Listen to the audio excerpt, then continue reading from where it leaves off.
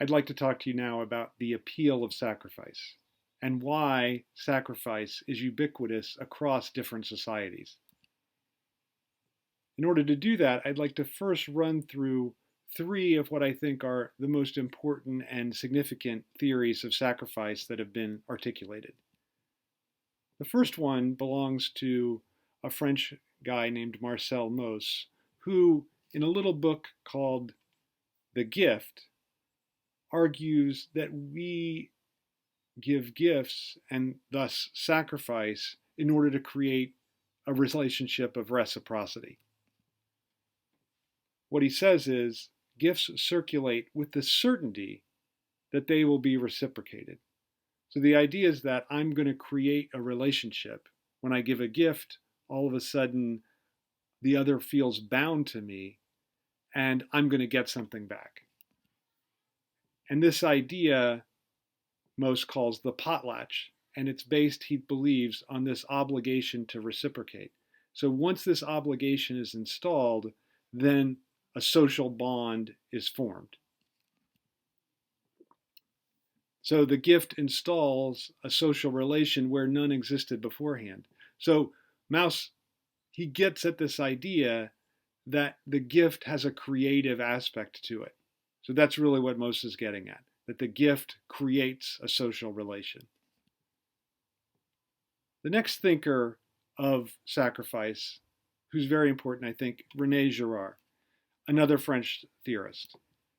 So Girard wrote a book called Violence and the Sacred, in which he understands sacrifice as what makes possible an end of violence. So he says the sacrificial process prevents the spread of violence by keeping vengeance in check. So Girard's idea is that if we don't sacrifice at some point, we instead have this constant back and forth of mutual vengeance. So I take vengeance on you for something, then you take vengeance on me, back and forth, and it never ends. So we're engaged in a perpetual cycle of violence unless we turn to sacrifice, which ends the violence. So the connection to Mauss is clear, right? That in both cases, sacrifice ends violence and creates a social relation out of the sacrifice. Interestingly, Sigmund Freud follows this same line of thought. In a book called Civilization and Its Discontents, Freud argues civilization is built upon the renunciation of the drive. So without that renunciation, Freud believes, we couldn't have any social relations at all. So the sacrifice of our drives, that's what makes social life possible. Sacrifice allows us to get along, and we couldn't, without sacrifice, get along. So this is what these three theorists have in common, that they all see sacrifice as tied to the social relation and our ability to get along with each other. So without sacrifice, we just have bloody conflict, but once sacrifice happens, we can have some kind of social relation with each other. Or that's the idea. I want to posit a different notion of sacrifice and a different way of understanding why sacrifice takes place and why it's never absent in any form of society, even modern society, which seems to have in some ways gotten rid of it because we don't have these obvious sacrificial rituals that pre-modern societies did have. So my idea is that sacrifice actually creates value, that there is no value just existing in the world. And with the act of sacrifice, we create value. We give value to something by moving it into a different realm, by sacrificing it. So through the act of sacrifice, we might say something becomes lost, and in the act of it being lost, it becomes sublime. So we sacrifice into sublimity. We sacrifice in order to create a sublime object that then gives us a source of enjoyment and gives us something that's valuable and not just everyday. So sacrifice removes the object from the everyday. this is beautifully depicted, I think, in Andrei Tarkovsky's film from the 1980s, Nostalgia. And we're going to see a character who sets himself on fire because he feels like nothing is sublime anymore. And he sets himself on fire to Beethoven's Ninth Symphony, obviously a symphony of sublimity. And it's interesting that we can see no one really knows how to react to this in the crowd. But the point is that he's creating something of value in a world that no longer has any value.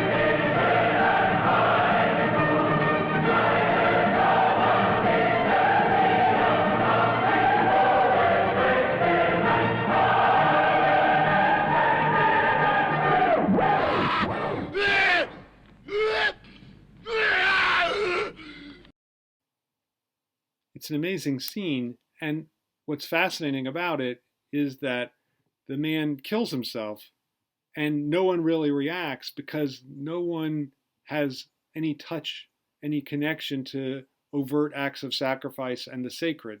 And that's part of Tarkovsky's point, and that's what this character Domenico is doing. He's trying to reintroduce the sacred through this incredible act of self-sacrifice, but the music doesn't really play correctly, and no one reacts in the way that he wants them to react. So the point is, though, by constituting a lost object, sacrifice actually gives us something to enjoy. So through the act of losing the object, all of a sudden the object gains a quality that it wouldn't have otherwise. That is, it has a kind of value attached to it that it otherwise wouldn't have. What happens is sacrifice takes the object out of the order of common objects and moves it into a more elevated order precisely because it makes the object absent.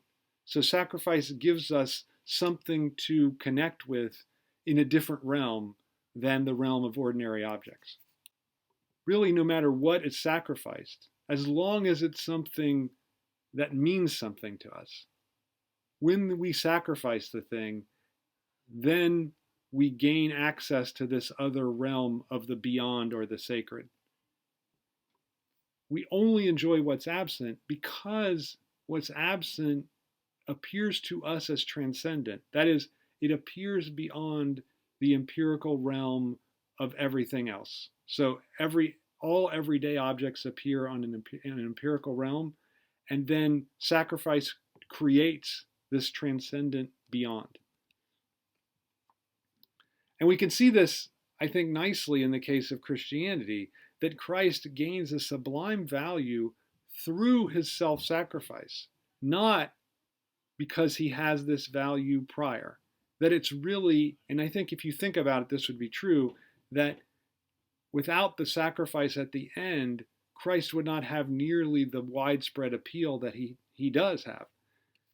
So the sacrifice on the cross is integral to the importance of Christianity in societies that follow that death.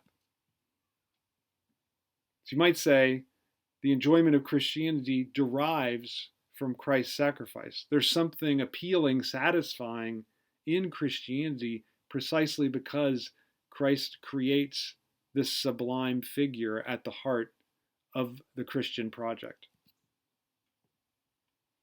And we can think of this also in terms of an ordinary king, or a king that's extraordinary. So a king becomes a king precisely through the sacrifice of the ordinary life.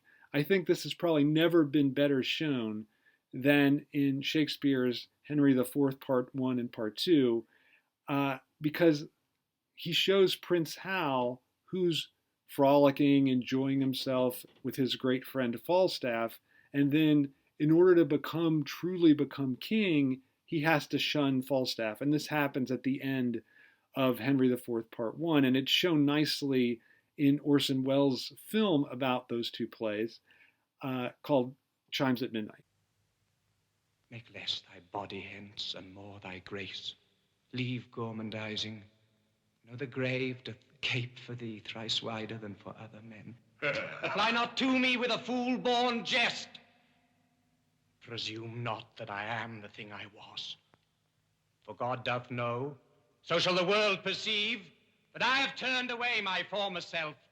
So will I those that kept me company. The horrible thing that gets depicted in Welles' film and in Shakespeare's play is that the majesty of royalty requires this act of sacrifice.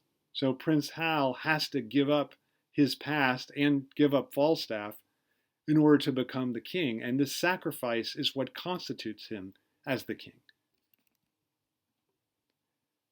What's interesting is sacrifice seems to disappear under capitalist modernity. We don't see any more obvious sacrificial rituals. You don't have to give up Falstaff in order to become a CEO at a company. You can keep on frolicking. But I want to contend that what happens under capitalism is that sacrifice actually becomes secular.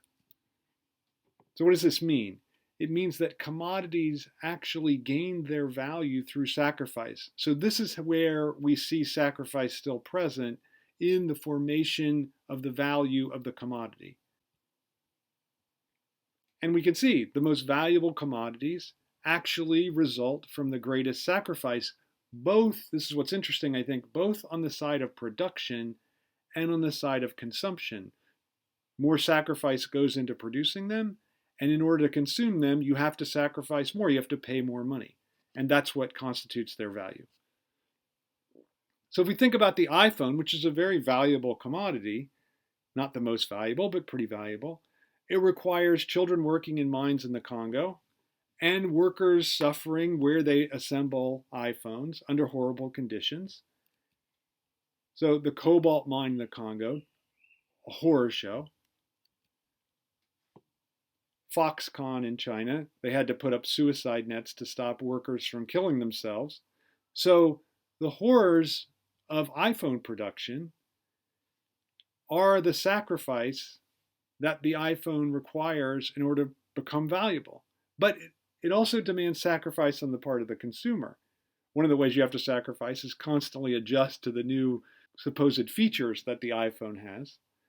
But the other way is you have to pay a lot of money, right? And the money that you pay, this extreme cost of the iPhone, lets you know that this is something of value. It gives it its value. The sacrifice gives the iPhone its value. So the money spent is actually money sacrificed to give a commodity value. And in fact, our enjoyment of the commodity stems from the sacrifice that goes into it. This is why it's never really that great to get something for free.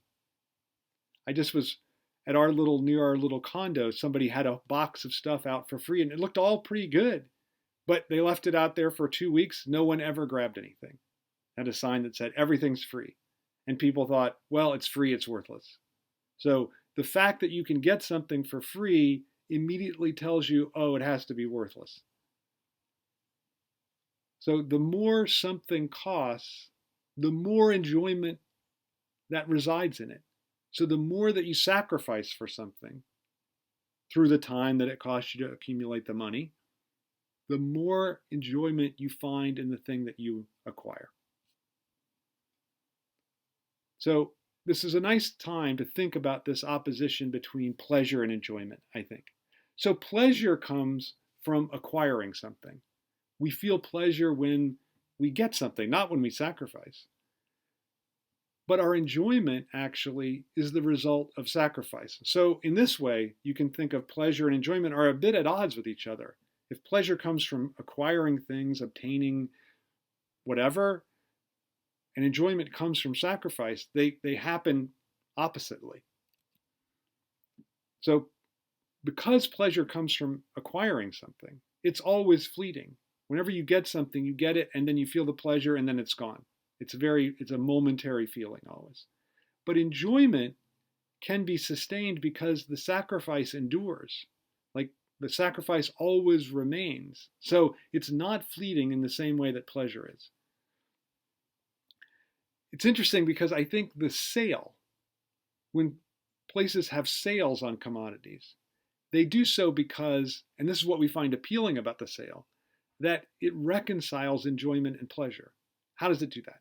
Well, we get the pleasure of obtaining something for less, clearly pleasurable. But where's the sacrifice? Where's the enjoyment? Well, the enjoyment is other people's sacrifice. So when we buy something on sale, we have in our mind, even if unconsciously, the notion that others are paying full price. So it's as if we get to the pleasure of obtaining the thing, and we get to enjoy the sacrifice through the sacrifice that others have made in paying full price for the commodity. If everybody gets a commodity on sale, then it doesn't feel that good to buy something on sale. The enjoyment of the commodity is an enjoyment of the destruction that the commodity embodies. I think this is so crucial, that it can be the destruction of your time, the destruction of the worker who's accumulating it, or it can be the destruction of your own destruction, your time and your money. It has to be destruction. And this is why I think a commodity that doesn't destroy me is actually less enjoyable than a commodity that does. So broccoli is fine, it tastes fine. There's a little pleasure in eating it, but there's no real enjoyment attached to it because broccoli is good for you. It makes you healthy. In contrast, Twinkies are very bad for you, but you can enjoy a Twinkie in a way that you can't enjoy broccoli. So even if you like the taste just as much of broccoli and Twinkie, so they provide just as much pleasure. There may be some crazy people that think they're equivalent in pleasure. Nonetheless, the enjoyment factor is different. Twinkies will always provide more enjoyment than broccoli because we know, even if unconsciously while we're eating them, about their destructiveness to our body. So when and this is of course the appeal of drugs and smoking and drinking and all these things, part of the appeal is they're destructive. And if it was healthy, if a Twinkie was healthy, I think they'd be in worse shape than they are anyway, financially. Thinking about the destructiveness of the commodity makes me think of the ending of Jean-Luc Godard's film, Two or Three Things That I Know About Her, Deux ou trois choses que je sais d'elle. And it's a great ending because, for one thing, his focuses the camera on a bunch of commodities, but he connects the commodities to destruction.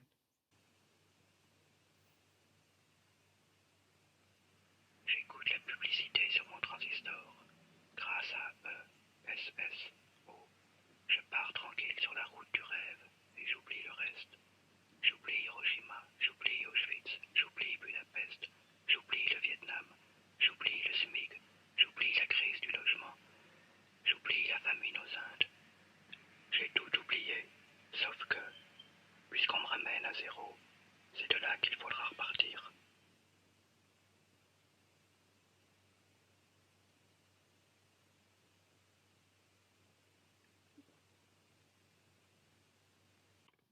So there's a whole world of destructiveness that the commodity allows us to forget because it permits us to touch the world of transcendence. We touch a transcendent object every time we touch the commodity, every time we consume a commodity. So at the same time that the commodity gives us access to the transcendent, it allows us to disavow the sacrifice that goes into it. And this is why modernity seems like it's a universe without any sacrifice. There's no requisite sacrifice, it seems, in modernity, because the commodity creates this world in which we disavow all sacrifice. We don't see it. Sacrifice becomes completely unconscious. But in the end, there's really no possibility of escaping sacrifice. It's not as if sacrifice is nonsensical. Let's create a world where we don't have to have any sacrifice at all. That's, I think, what certain versions of utopia have always tried to imagine. They tried to imagine a world without sacrifice. But I think if we look at sacrifice as the thing that gives us value, what's clear is that there's really no way of escaping it.